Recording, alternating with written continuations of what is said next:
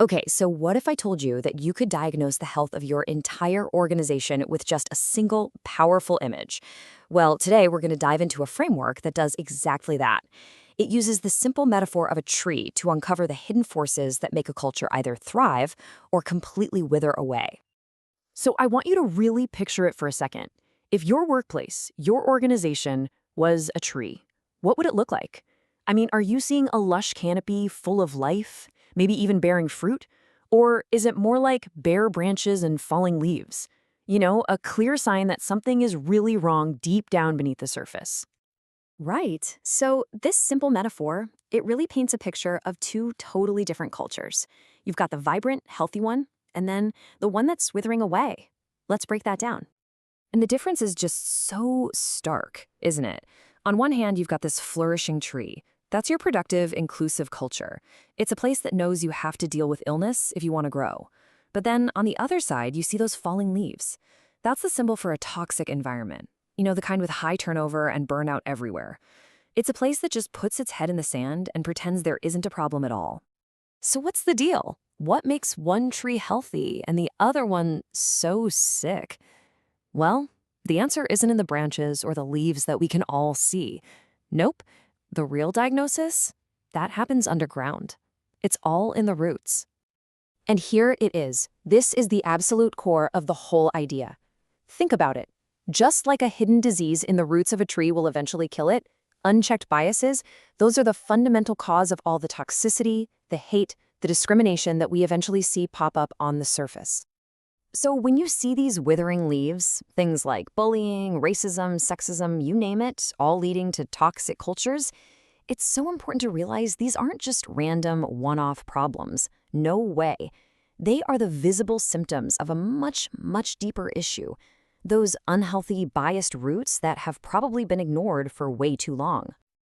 I mean, think about it. You can't fix a dying tree by spraying water on its leaves, right? It just doesn't work. And it's the same here. All those surface-level policies, they're pretty much pointless if you don't address the root cause. Real, meaningful, lasting change, that only happens when you get down there and treat the roots, when you finally deal with the biases head-on. Okay, so the big question is, how do you actually treat the roots? Well, thankfully, there's a tool for that. You can think of it like a gardener's manual designed for this exact problem. It's a framework that helps you diagnose what's wrong and then maps out a clear path to get back to growth. It's called the 6 Stages Framework. And really, the best way to think about it is like a developmental map. Its whole purpose is to help people and even entire organizations figure out where they are right now when it comes to equality, diversity, and inclusion. And crucially, to understand that this is a path that can lead forward, but it can also lead backward. And let's be clear, this isn't some simple good versus bad thing. Not at all. It's a full spectrum of growth and decay. It actually runs from a deeply regressive -6 all the way up to a truly transformational +6. And the key thing to remember is that every organization is always moving in one of these two directions. All right, first up, let's explore that negative path. This is the journey of decay. This is what happens when resistance to change and exclusionary attitudes just get more and more dug in over time. You know, the decay, it starts out kind of subtle. At stage -1, it's just unawareness. People just assume society is already fair.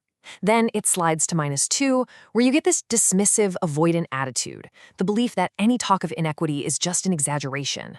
But then at -3, things really take a turn. It becomes active hostility, where any effort towards EDI is openly attacked or mocked. And believe it or not, the path gets even darker from there.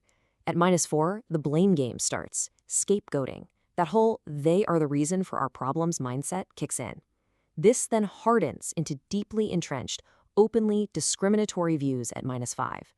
And finally, you hit -6, where you have extremist leadership actively promoting and recruiting people into these hostile ideologies. This is the root system at its absolute most toxic. Okay, enough of the doom and gloom, right? What about the healthy tree? Well, that's the positive path. This is the journey we want to be on, the one towards awareness, growth, and building an environment where literally everyone can flourish. And just like decay, growth also starts small.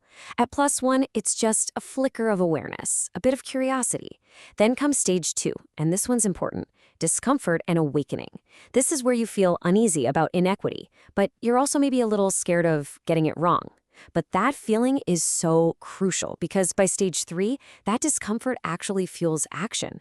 People start actively seeking out information and challenging their own biases. Now, here's where the real momentum starts to build. At +4, people are engaged and reflective. They're confident enough to actually have those complex, messy conversations.